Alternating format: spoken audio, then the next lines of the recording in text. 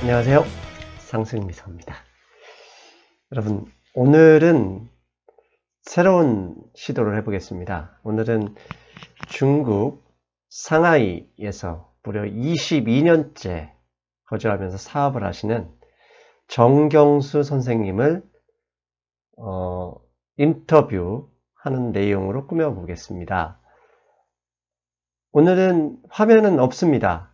한 40분 정도 정 선생님과 중국 현지 상황, 경제 상황, 그다음에 정치 상황, 이게 그냥 신문 기사로 보는 것은 한계가 있잖아요. 그래서 직접 카카오 통화로 40분간 인터뷰한 내용을 편집 없이 그대로 올리겠습니다. 들으시면 깜짝 놀랄 만한 내용도 있고요. 우리가 잘못 알았던 내용도 분명히 있습니다. 그리고 정 선생님께서 저한테 질문한 내용 중에 아주 중요한 내용들은 여기서 짧게 제가 마치 강의하듯이 좀 설명을 드린 게 있습니다. 그래서 참조하시고, 앞으로도 주요 경제 서적의 저자, 그 다음에 미국이나 중국 등 우리가 궁금해하는 현지에 계신 분들을 직접 연결하거나 인터뷰, 아니면 실시간 형태로 인터뷰해서 올리겠습니다. 오늘은 그 첫 번째입니다. 직접 화면을 안 보고 계셔도 되고, 화면은 없고 목소리만 나오니까요. 모바일 유튜브 프리미엄은 꺼놓고 들으셔도 되고, 일반 유튜브 시청자들은 귀로만 들으시면 되니까 다른 일 하셔도 됩니다. 자, 그러면 지금부터 방송 듣겠습니다. 여보세요? 예, 말씀하세요. 예, 안녕하세요. 저는 상승미소라고 합니다. 예, 반갑습니다. 정경수입니다. 예, 지금 상승미소 유튜브 경제와 투자 방송에 녹화로 중계하려고 지금 인터뷰를 하고 있습니다. 좋은 답변이 안 나오면 안 하시는 게 더 좋을 것 같고요. 먼저 우리 정경수 선생님의 자신 소개 좀 부탁드릴게요. 저는 중국에 94년 말에 나와가지고 22년을 일하고 2016년 말에 퇴사를 하고 지금 상해에 있어요. 저는 주로 이제 공장 관련된 업무를 수행해왔고요. 한국에서는 한 연구소에서 한 10여 년 일하고 중국 투자를 할 때 처음 들어와서 중국 회사에서 22년을 일하고 이제 회사를 퇴직했습니다. 야, 그러면 22년이면 연세가 지금 제가 여쭤봐도 될까요? 마음의 생각은 25살 같은데, 제가,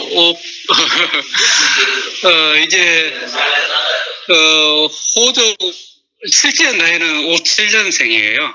그러면 62. 그렇게 되나요? 예, 그러면 인생의 3분의 1, 22년이면 정말 인생의 3분의 1을 중국에서 보내신 거네요? 예. 회사 생활 33년을 했는데 중국에서 22년을 보냈으니까. 예, 그러면 예. 저희가 중국의 현재 경제 상황이 어떤지는 신문 기사로만 이렇게 볼 수 있어서 사실 체감이 많이 안 되거든요. 그래서 현재 중국의 경제 상황이 어떤지 직접 지금 현재 상하이에 계신 거죠? 네네, 상해에 있어요. 그럼 상하이에서 지금 현재 하시는 일은 어떤 일이십니까? 이제 회사 퇴사를 하고요. 이제 화장품 관련된 업무들 이렇게 컨설팅도 하고, 이제 중국에 아직 화장품 산업이 한국에 비해서 좀 떨어져 있는 부분들이 있기 때문에요. 좀 컨설팅도 하고 어떤 개인 사업을 하려고 좀 현재 준비 중이기도 하고요. 예. 그러면 선생님 2018년 1월부터 미국과 중국의 이제 관세 분쟁이 본격화됐잖아요. 네. 선생님이 상해 현지에서 보시기에 상하이가 원래 중국의 경제 중심시니까 네. 2017년과 2018년 이 상황을 비교해서 이렇게 하시면 어떤 상황인지 좀 평가 좀 해주십시오. 저도 이렇게 피부로 이렇게 와 닿는 게 이렇게 생각한다고 해가지고 피부로 와 닿는 게 많지는 않겠죠, 그렇죠? 네. 또 중국 관련돼서 이렇게 중국하고 미국하고 무역 이렇게 뭐랄까 악유가 일어나면서 중국의 미래가 어떻게 될까 굉장히 이제 관심을 두고 있고, 오히려 한국에서 이렇게 중국 관련된 방송하는 것들을 많이 주의 깊게 많이 듣고 있고 또 이해를 하는 데 많이 도움이 되고 있습니다. 그런데 이제 말씀하시는 바와 같이 중국하고 미국하고 이제 관계가 안 좋아지면서 아무래도 한국에서 나와 투자한 회사들도 많이 영향을 많이 받는 것 같고요. 예. 전체적인 분위기는 계속 이렇게 다운되고 있다. 이렇게 경기가 계속 더 어려워지고 있다. 이런 것들 많이 실감하고 있죠. 예. 또 한국의 여기 쪽 상해에 들어와 있는 주재원들이 제가 얼핏 듣기로 거의 과거에는 7, 8만이 있었다는데 지금 절반 이하로 줄어들었다는 얘기도 있고요. 직접적으로 보는 내내 식당이나 커피숍이나 이런 것들 하나 둘씩 이제 계속 문을 닫고 있고요. 한국에서 진출한 뭐 이런 소비재 가령 커피숍, 식당, 그 다음에 주재원들 자체가 줄어들면서 그런 식당이나 이런 자영업 영업들이 많이 힘들어지고 있는 게 실제로 체감이 되시네요. 그렇죠. 예, 식당 같은 데도 보면 손님들이 과거처럼 이렇게 많지가 않고 활기가 이제 느껴지지 않고 그런 거죠. 다들 염려되는 거죠. 식당을 가봐도 이렇게 손님이 적으면 이거 언제까지 버틸 수 있을까. 이쪽에 의외로 임대료가 너무 비싸거든요. 상해지가. 그렇죠. 상해는 뭐 한국보다 훨씬 비싸죠. 그러게 임대료가 너무 비싸가지고요. 힘들게 장사해서 다 건물주들 도와주는 그런 형태인 것 같다는 그런 생각들을 많이 하죠. 지금 화장품을 중국에서 제조업을 하시려고 준비하셨습니까? 아니면 그냥 한국에서 제조한 걸 유통하시려고 준비하셨나요? 이제 저희가 제조 판매도 하고 있고 수입 판매 브랜드들도 있고 그렇고요. 저는 이제 개인적으로 이제 회사를 은퇴를 하고 나서 화장품 쪽이 아직은 화장품 쪽이 아니고요. 네. 무역 관련된 화장품 관련된 어떤 부품들이나 또는 이런 그런 기회가 되면은 그런 쪽에 관련된 업무를 해보고 싶은 거죠. 네. 제가 지금 중국의 통관 업무나 물류를 하는 회사 사장님하고 몇 번 얘기를 최근에 해봤는데 실제로 중국에서 미국에 수출하는 제품들이 관세 때문에 가격에서 막혀서 항만이나 이런 데 많이 쌓여 있고 중국의 제조업체들이 과거보다 힘들어졌다고 말씀을 하시는데 이거에 대해서 혹시 뭐 느끼신 거나 보신 건 있나요? 한국하고 중국하고 FTA가 체결이 돼 있잖아요. 예. 그래서 중국하고 미국하고 무역 전쟁을 하면서 오히려 제가 느끼는 거로는 중국에서 다른 나라들에 대해서 이게 관세는 계속 이렇게 혜택을 주고 있는 방향으로 흘러가고 있는 것 같아요. 예, 그건 지난번에 저도 방송을 한번 해서 그 얘기를 했거든요. 중국이 미국하고 대응하기 위해서 내수를 부양하는 목적으로 다른 나라의 수입 관세를 많이 낮춰주고 있다. 그런 얘기를 한번 한 적이 있었습니다. 예, 그렇죠. 그래서 그 관세는 사실 이제 관세가 부담이 되는 건 아니다. 이런 생각은 들어요. 중국의 수입품에 대해서 미국이 현재 2,500억 달러어치에 대해 10% 관세를 부과했는데 그건 부담이 안 될 수도 있다. 10%까지는 보통 그 회사들이 얘기하는 거 미국으로 수출하는 회사들도 10% 정도는 자기들이 큰 문제는 안 된다 이렇게 얘기하시는 분들이 많더라고요. 그런데 25%가 되면은 이제 진짜 문제다 이렇게 얘기를 하는데 10%까지는 왜냐하면 중국에서 이제 말씀하셨던 바와 같이 환율을 이렇게 중국에서 좀 조율을 10% 가까이 조율을 해버렸잖아요. 위안화 약세를 절하를 한 10% 정도 그렇죠. 했으니까. 예. 그러니까 그 10% 정도의 관세는 미국에 이제 관세를 부과해도 10%까지는 그렇게 큰 부담은 안 되는 듯 싶어요. 그렇지만 미국에서 예를 들어서 이제 25% 부과를 하게 되면은 이제 수출하는 데 지대한 영향을 받는다 이렇게 얘기를 하고, 열리는 소문에 의하면 신청 같은데 그쪽에 미국으로 수출한 기업들이 많거든요. 예. 수자갑들 아니하고 그런 많은 회사들이 어려워졌다는 얘기는 이제 들었어요, 저도. 아, 그렇다면 선생님. 이제 심체나 광주 쪽은 이제 그쪽에 기업들이 많거든요. 선생님, 그렇다면 이번에 트럼프와 시진핑 이 두 분이 만나서 원래는 1월 1일부터 25%의 관세를 부과하기로 했던 걸 90일 연기를 했지 않습니까? 네. 90일 연기를 받은 건 중국으로서는 상당한 그 위안이 될 수도 있겠네요. 그렇죠. 그렇다고 보는데 이제 3일 후에 그거 어떻게 조율이 될까, 그게 이제 또 초미의 관심이 되겠죠.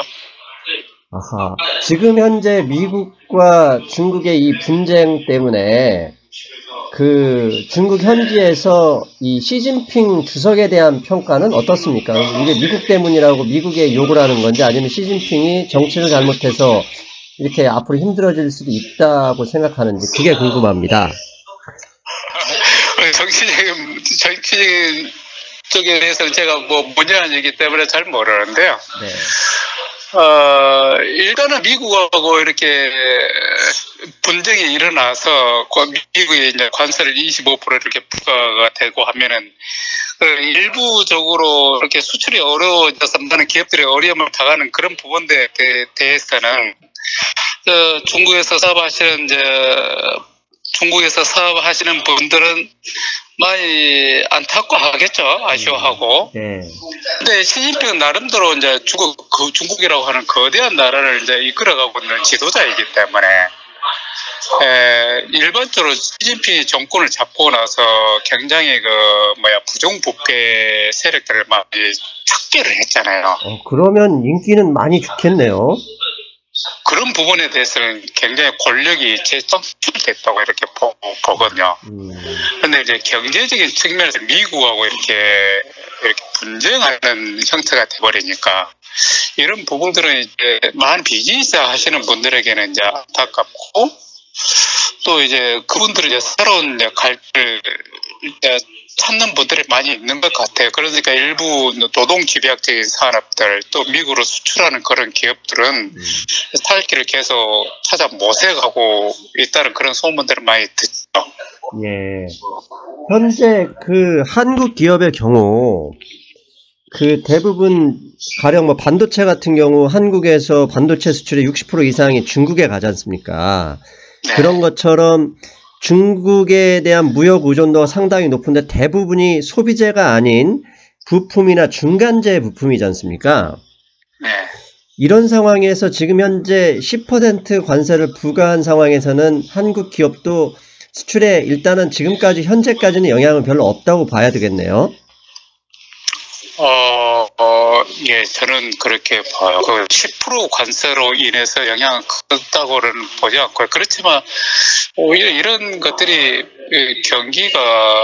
정치적인 영향이 경제에 너무 심각하게 또 빠르게 영향을 미치는 것 같아요. 그렇죠? 심리적으로 그러니까 압박을 주기 때문에 사람들이 일단 주머니를 닫는다, 그렇게 말씀하시는 거죠? 저는 그게 정치적인, 예를 들어서 사드라든지, 사드가 이렇게 미치는 영향이 얼마나 컸어요. 그렇죠? 그래서 이제 중국의 이제 문화적인 측면들도 있고, 또 중국 사람들이 보면은 굉장히 자존심이 굉장히 강하잖아요. 그렇죠? 예. 중국 분들이 이제 자존심이 강하기 때문에 한번 이렇게 닫혀진 마음들은 좀처럼 잘 열리지가 않는 것 같고, 시간도 걸리고, 그렇기 때문에 한국이 중국하고 굉장히 경제적으로 밀접한 관계가 성장하면서 한국에 많은 수출을 껴왔는데, 최근에 사드 이후로는 굉장히 그게 냉각이 됐죠. 그렇죠? 그래서 한국의 기업들이 사드 이후에 고전을 하고 있고, 그 결과로 주재원이 거의 상하이 같은 경우 반 정도 8만에서 3, 4만으로 줄어버린 그런 영향이 있었겠네요. 뭐, 100% 그렇다고 표현하기는 좀, 어려울 것 같고요. 그렇죠? 네. 네, 아무튼 사드로 말미암아 한국에 미치는 영향은 대단했다고 봐요. 왜냐하면 그게 가장 큰 것은 중국 사람들의 마음이 한국에 대해서 마음이 닫혀져 버렸다. 냉각됐다. 한국에 굉장히 박근혜 대통령이 이 북경에 건성 70주년에 참석했을 때가요, 굉장히 좋게 중국 사람들이 한국에 대해서 이렇게 긍정적으로 표현하고 그랬었거든요. 그런데 그 이후로 사드가 발방적으로 발표되고 나서부터는 중국 사람들이 느끼기에 제가 해석하기로는 꼭 동수 맞은 기분을 느끼는 것 같아요, 중국 사람들이. 배신감 같은 걸 느꼈다? 그렇죠. 그렇기 때문에 거기에 중국의 문화적인 특성인 것 같아요, 그게. 자기들이 이제 믿던 사람들한테 이렇게 어떻게 뒤통수 맞았다, 배신 맞았다 하면은 이게 보복 심리가 있거든요, 중국은. 반드시 대갚아주고 싶어 하는 그게 있거든요. 이게 굉장히 강하거든요. 그 앞에서 말씀하신 게 있어, 선생님. 25%의 관세를 부과를 받으면 10%하고는 비교가 불가능하다. 그러면 중국 기업들이 상당한 위험에 처할 수도 있다. 이렇게 말씀하셨잖아요. 이렇게 되면은 한국 기업도 당연히 중간재 부품 이런 수출에 대해서 타격을 받을 수밖에 없겠네요. 산업별로 차이가 있을 거라는 생각이 들어요. 많은 중국 제품들이 중국 기업들이 한국 부품들을 수입해서 완성품을 만들어서 미국으로 수출할 경우는 직격탄을 받겠죠, 그렇죠? 근데 미국으로 수출을 하는 거하고 상관없는 제품들에 대해서는 크게 영향을 받지 않을 것 같은데, 그것은 이제 관세에 대한 영향이고, 그렇지만 그 쌀에 대한 영향, 내각된 그 마음은 한국에 대한 상품이 전반적으로 크게 광범위하게 영향을 미치고 있다. 저는 그렇게 봐요. 이미 사드 때문에도 한국에 이런 마음을 닫아놓고 웬만한 소비는 이제 할 수 없을 걸 빼고는 안 하고 있다, 이렇게 봐야 되겠네요.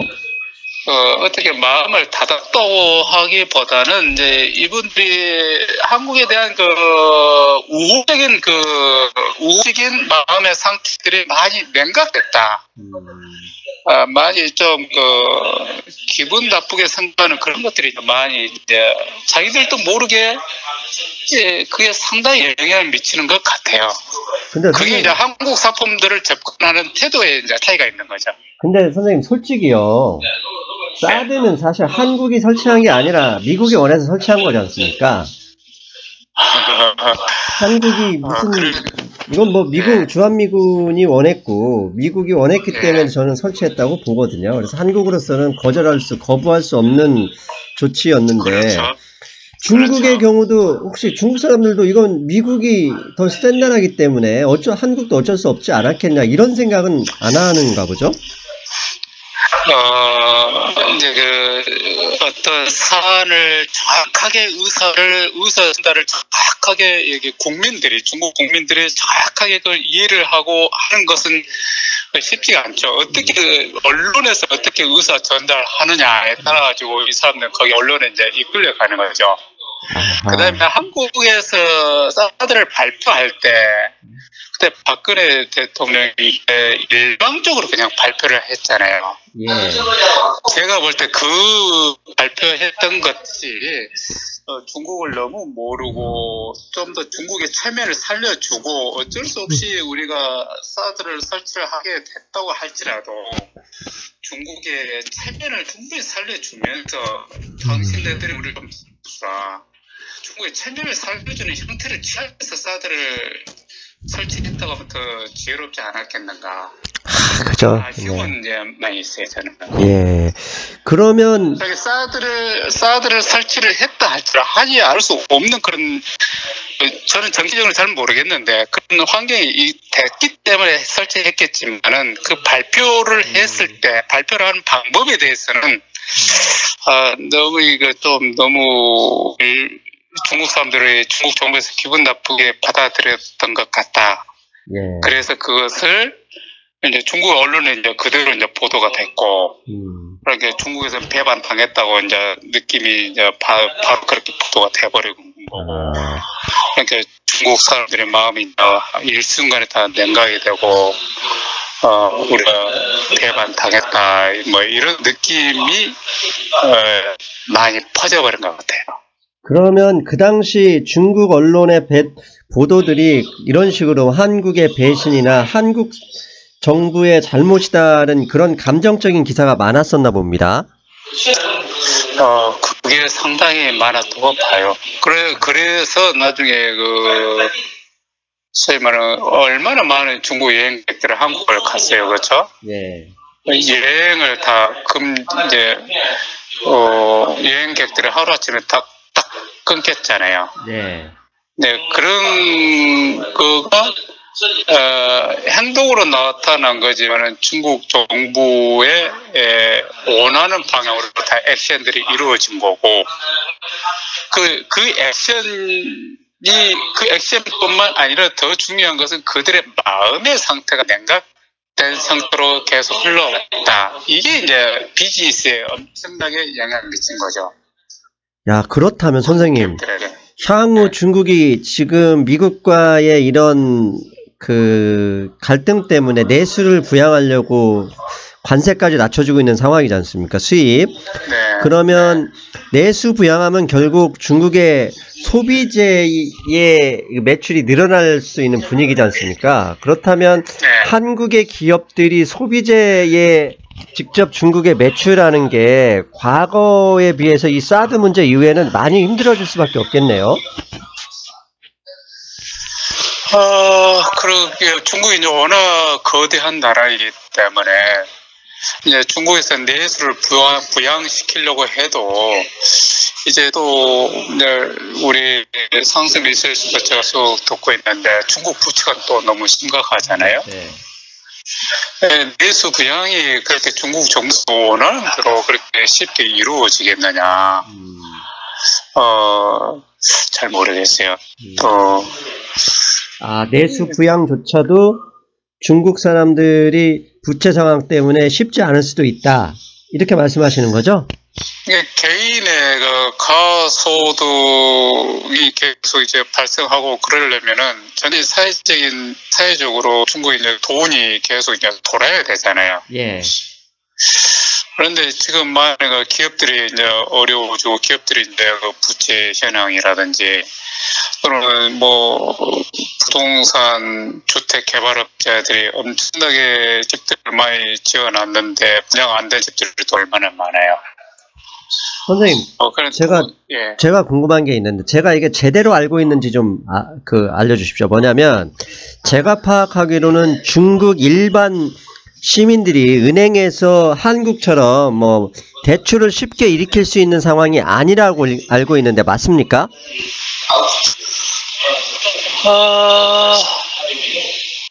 한국만큼은 쉽지는 않을 것 같아요. 그래서 중국도 이제 대출을 하게 된다면 보통 큰 대출은 대부분 주택담보대출이겠죠. 그런데 이제 주택 분양에 대해서는 주택값이 너무 올랐기 때문에 중국에서도 주택 정책에 대해서 굉장히 많이 억누르고 있거든요. 네.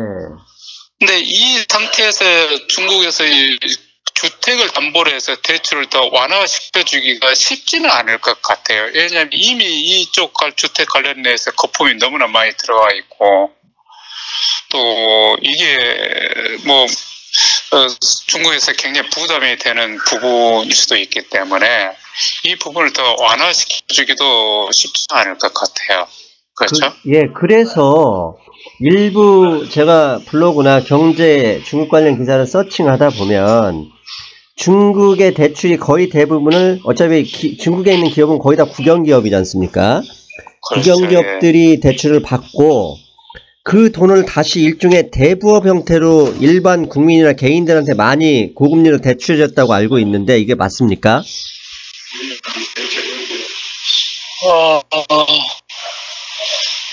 글쎄요. 일단 중국의 그 큰 돈들을 많이 대출을 받는 그 업체들은 네. 대개 보면 이제 국영기업들이 대출을 크게 받은 거라고 저 봐요. 예. 개인들이 이렇게 크게 이렇게 대출을 받는 경우는 이제 많지 않다고 봐요. 단지 개인들이 대출을 받는 경우는 대부분 이제 주택 구입을 위해서 이렇게 대출을 받았겠죠. 그다음에 지금까지 주택값이 계속 이렇게 올랐으니까 대출 받은 사람들은 지금 그래도 내 집값이 얼마에서 얼마로 올랐다. 이게 굉장히 이제 위로가 되고 안위가 되는 거죠. 근데 이제 만약에 집값이 이제 떨어진다고 하면은 이건 굉장히 크게 중국 정부도 굉장히 크게 투입이 될 수 있겠다 그런 생각은 들어요. 그렇죠. 그래서 제가 방송하는 게 부채 디플레이션 얘기를 많이 하는 거지 않습니까? 가격이 떨어지면 그 자체가 사라지는 거기 때문에 경제 위기로 직행하게 된다. 그런 말씀을 드리는 거고, 그 상하이에서만 계시면 상하이야 뭐 일단 주택 가격이 다 비싸잖아요. 예. 근데 그 외곽으로 나가면 실제로 빈집들이 많이 있습니까? 많아요. 그러니까 대도시는 네. 상해, 북경, 뭐 심천 이 대도시는 괜찮다고 그래요. 그래도 이제 어떤 분한테 물어봤거든요. 그 사람 홍콩 사람인데 내가 상해 집값 너무 비싸지 않느냐? 당신 미래 상해 집값이 어떻게 될 것 같으냐 하니까 이 양반은 상해 집값은 앞으로 더 오를 수 있다 이렇게까지 얘기를 하더라고요. 왜 그러냐? 아주 홍콩보다 싸다. 그런데 이제 중국이 워낙 거래하고 중국 사람들이 이런 얘기를 하더라고요. 북경은 중국의 북경인데 상해는 세계의 상해다. 이런 표현을 해요, 중국 사람들이. 그러니까 상해는 워낙 이미 글로벌 도시가 되어 있기 때문에 또 이제 주거 아시다시피 중국에서는 그 주거 이전의 자유가 없거든요, 한국처럼. 그러니까 외지 사람들이 들어온 것을 계속 억누르고 있는 거죠. 네. 그게 장벽 역할을 하는데도 계속 이제 상해로 이제 사람이 이제 들어오기 때문에 이것을 풀어놓으면은 상해 집값은 더 천정부지로 더 올라갈 수도 있는 거죠. 그래서 중국에서는 상해 외지 사람들이 들어온 것을 계속 억누르고 있는 거죠. 그런데도 집값이 이만큼 올랐기 때문에 상해나 북경 같은 데는 집값 그렇게 떨어지지 않을 거다. 그런데 중국에서 부동산에 대해서 문제가 된다고 하면 이제 그 제2, 제3의 도시들 그런데 주택 개발업자들이 아파트를 그게 이제 정부 돈을 빌려서 엄청나게 집을 지어놓은 것들이 많이 있죠. 그런 걸로 개발업자들이 성장률을 끌어올린 거죠. 그렇죠. 빚으로 그런 거죠. 그런데 그게 이제 분양이 안 된 집들이 많이 있으니까 이게 어떻게 터지겠는가. 이게 이제 좀 저도 어떻게 그런 그 기업들을 정부에서 계속 유지시켜 주겠는가 아니면 부도 처리할 수 있도록 하겠는가. 또 부도 처리가 되면 그 연쇄 부도가 되면 이제 그것도 문제가 커지겠죠. 예, 그런데 중국이 기업들의 부채, 중국 부채의 90% 이상이 중국 내 부채거든요. 해외 부채는 극히 일부이기 때문에 사실 중국 정부가 돈 찍어서 그거 다 메꿔버리면 상관이 없습니다. 다만 그렇게 되면 우리나라 같으면 환율이 바로 직행으로 올라갈 건데 중국은 사실 지금 현재 거의 고정환율제거든요. 그러니까 이 해외 부채가 별로 없고 고정환율제라는 그 장점, 그 다음에 중국 특유의 얘는 밀어붙이지 않습니까? 국가가 그냥 전체적으로 가니까. 그렇기 때문에 충분히 일정 수준만큼은 가능할 수는 있다고 저는 생각을 해요. 물론 이제 해외 투자자들, 주식 투자자 회의도 있을 거고, 채권 투자자들도 있을 텐데, 그 친구들이 어떻게 반응하느냐가 문제이긴 하겠죠. 그래서 중국이 사실 그런 문제 때문에 기축통화를 꿈꾸는 거거든요. 기축통화는 위안의기가 없으니까 다 거덜나도. 근데 지금 현재 이 기축통화를 꿈꾸지만 미국과 이런 갈등으로는 기축통화를 꿈도 꿀 수 없는 일이거든요. 사실 이제 그런 점은 잠깐 여기서 듣는 분들을 위해서 잠깐 경제 강의를 좀 해드렸습니다. 죄송합니다. 그리고 야, 그렇다면 앞으로 다시 가서 25% 관세가 되면 점점 가서 중국이 미국과 협상이 잘 안 돼서 뭐 3월 1일자로 25% 관세를 부과를 맞으면 중국 기업들이나 중국 정부로서는 상당히 뼈아플 수도 있겠네요. 제가 그걸 좀 궁금하게 여기는 건데요. 중국 경제 전체 GDP가 한 12조 달러 정도 되나요? 그렇죠. 우리나라의 6배 정도 가까이 되니까 그 정도 되는 걸로 알고 있습니다. 예. 거기서 미국에 수출하는 총 금액이 한 5천억 달러. 그렇죠. 5,300억 달러 됩니다. 그러면 그 GDP 대비해서 5%가 안 되더라고요. 예, 단순하게 보면 그렇게 맞습니다. 그걸 보면은 제가 그게 이제 궁금하게 얘기하는 부분인데 GDP 대비해서 미국으로만 수출하는 금액을 따지고 보면 5%도 안 된단 말이죠. 그러니까 그게 국가에는 심각한 영향을 미치지 않을 수도 있겠다 이런 생각은 해요. 국가에는. 그렇지만 사업하는 많은 사람들은 그게 이제 분위기도 있고 개인적으로 그 비즈니스 하시는 분들 특히 미국으로 수출하는 비즈니스 하는 그런 기업들은 많은 어려움에 봉착하게 될 테고 미국으로 수출을 하지 못하면 이제 제3의 국가로 이제 투자처로 옮기려고 하겠죠. 특히 해외에서 들어온 기업들은. 그렇다고 해가지고 이게 중국 정부 경제 위기로 연결되겠느냐? 그러지는 않을 수도 있겠다 이런 생각을 들어요. 맞습니다. 12조 달러 정도가 되는 나라에서 5천억 달러 중에 무역 흑자 나는 게 3,800억 달러니 3,800억 달러 못 판다고 GDP에 큰 영향을 미칠 수는 있겠느냐? 예, 충분히 개연성 있는 얘기인데요. 선생님이 22년 전에 중국에 가셨을 때 중국 사람들이 그렇게 부자는 아니었죠. 그렇죠. 예. 그런데 갑자기 중국 사람들이 땅값이 올라가고 아파트값이 올라가면서 부자가 됐죠. 그렇죠. 예. 이 내용은 사실 경제 강의로 한 3회 걸쳐서 해야 될 내용이거든요. 왜냐하면 방글라데시에 있는 땅값과 중국 상하이에 있는 땅값이 다른 이유는 중국의 중국의 통화량이 엄청나게 많이 풀렸기 때문이에요. 그러면 방글라데시 사람들이 우리도 부자가 될래 해가지고 중국의 통화량만큼 풀어버리면 땅값이 오르긴 하는데요. 그 순간 환율이 박살이 나서 거꾸로 보면 거지가 되거든요. 즉 중국의 통화량이 어마어마하게 늘었기 때문에 땅값이 올라서 다 부자가 됐는데 그 통화량을 견인하는 건 결국 외환보유고입니다. 외환보유고가 통화량이 늘어나기 급증하는 순간부터 중국의 외환보유고가 2002년, 2001년부터 급증하면서 부자가 된 거고 그 외환보유고의 대부분을 미국 무역 흑자에서 나오는 거거든요. 지금 현재 중국의 외환보유고가 3조 한 1천억 달러, 3조 달러 정도 됩니다. 그러면 미국에서 흑자됐던 금이 거의 4천억 달러인데 1년에 4천억 달러씩 흑자해서 쌓아놓은 거거든요. 그것을 현재 털려버리거나 왜 통화량은 줄일 수가 없잖아요. 아까 선생님이 말씀하신 것처럼 부동산 가격이 폭락하면 안 되니까. 결국 통화량은 계속 이자만큼 늘려야 되는데 그걸 담보할 수 있는 외환보유고가 따라오지 못한다. 그러면 인플레이션으로 점점점 올라와서 최악의 경우 하이퍼 인플레이션에 가는 거거든요. 사실 그 점 때문에 GDP 대비해서 금액이 얼마 안 되더라도 상당히 큰 타격을 받을 수밖에 없습니다. 이 점은 나중에 제가 강의로서 한 3회에 걸쳐서 해도 될 내용이거든요. 일단 그래서 말씀을 드렸습니다. 네네. 자, 여러분. 내가 하나 궁금한 게 있어요. 뭐냐면 이제 미국이 이제 중국으로 해서 계속 무역 적자를 받았기 때문에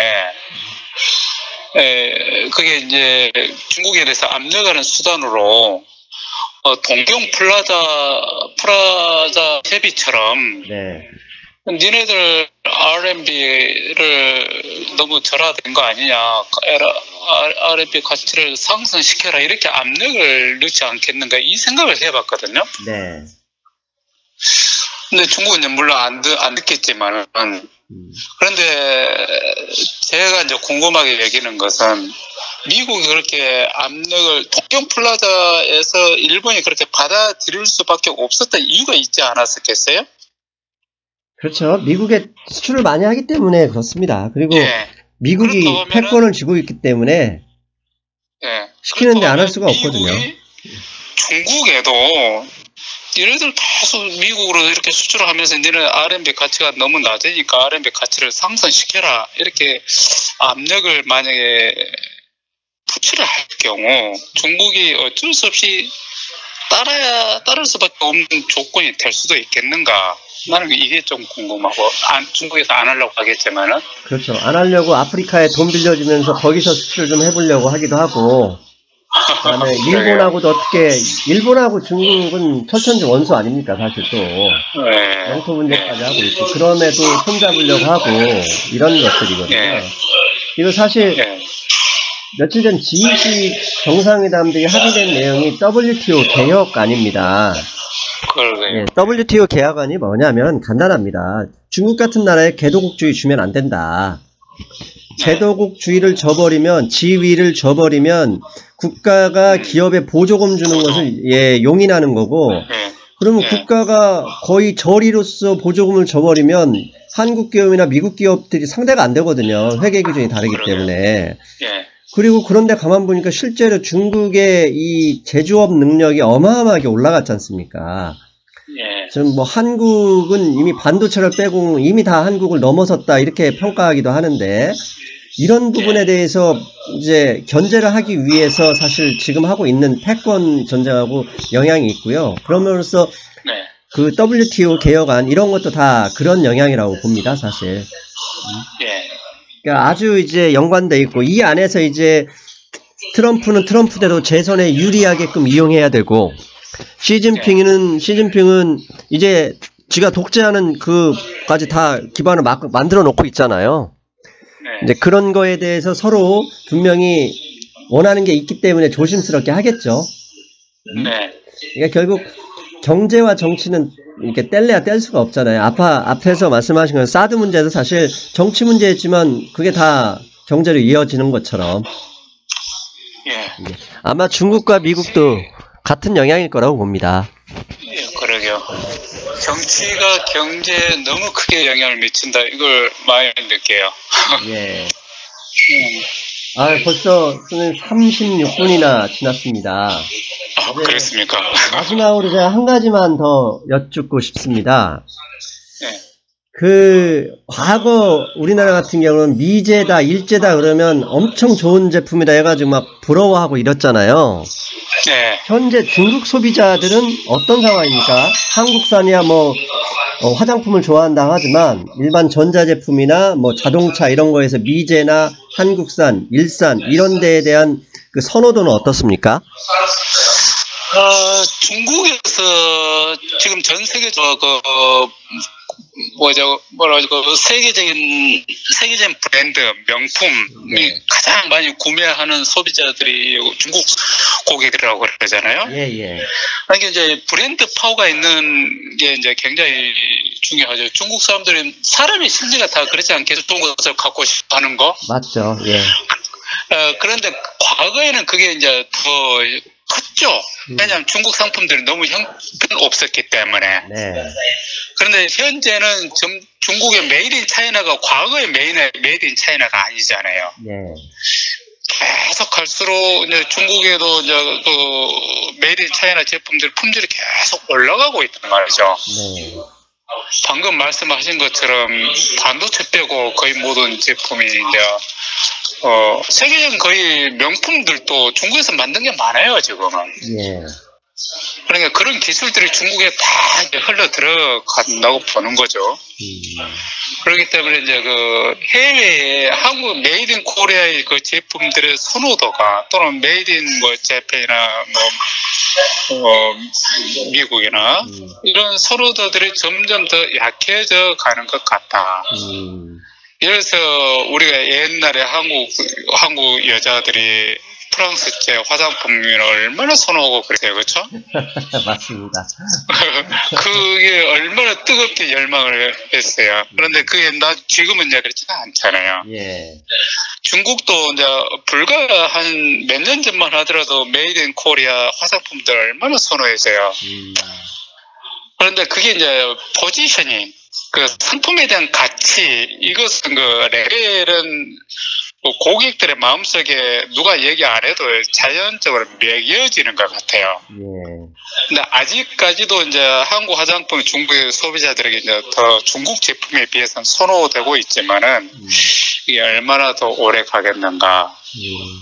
네, 너무나 급히 이렇게 변화되고 있잖아요. 이 핸드폰만 보더라도 전에는 중국의 그 샤오미라든지 뭐 중국의 핸드폰 만들지 못할 때는 다 삼성이나 또는 애플 아이폰 얼마나 많이 다 중국 사람들이 다 썼지만 요즘은 중국 핸드폰들을 사용하면서 큰 불편 없이 이제 많이 선호하고 있으니까 이 시장의 그 상품에 대한 가치에 대한 그 자리매김이 계속 변하고 있죠.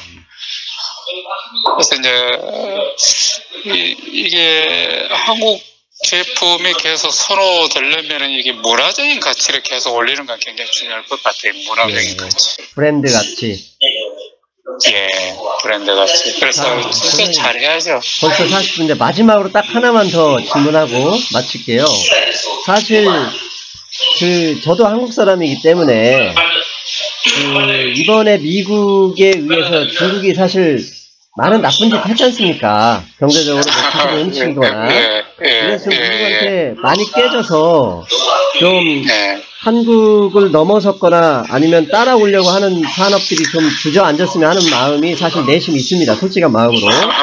그런데 제가 원한다고 되는 건 아니고, 그렇다 하더라도 사실 한국 기업들은 중국의 큰 시장을 포기할 수는 없지 않습니까? 그렇죠. 이런 지금 미국과 중국과의 갈등 상황에서 중국에서 사업을 하려고 하는 한국 기업이나 아니면 한국 정부가 어떤 점에 좀 더 신경을 써야 이 상황을 우리나라에 유리하게 이용할 수 있을까요? 예, 제가 볼 때 중국이 굉장히 중요시 여기는 게 뭐냐면요. 중국이 굉장히 중요한 가치가 중국말로 면즈, 체면이거든요, 체면. 체면. 예. 중국 사람들은 절대 친구를 배반하지 않는다고 그래요. 중국말로 펑요. 근데 중국말로 펑요하고 한국의 친구, 영어의 프렌드하고 뜻이 다른 것 같아요. 의미가 다르다는 거예요. 이분들은 중국 사람들은 저 사람 내 친구다 하면 절대 배반을 안 한다는 거죠. 아니, 중국하고 이제 한국하고 가장 가까운 나라에 있고 또 얼마나 많은 사람들이 중국에 와서 공부한 사람들이 많아요. 전 세계적으로 조금 5천만 몇 개 안 되는 한국 조그만 나라에서 중국에서 공부하는 학생들이 가장 많거든요. 그 사람들이 앞으로도 어떤 형태로든지 중국하고 밀접한 관계를 가지면서 이제 경제 활동을 해야 되지 않겠나 이런 생각도 들거든요.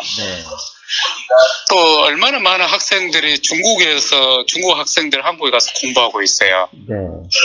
그 사람들도 어떤 한국 기업들과 관계된 일들을 하고 싶어 하지 않겠습니까?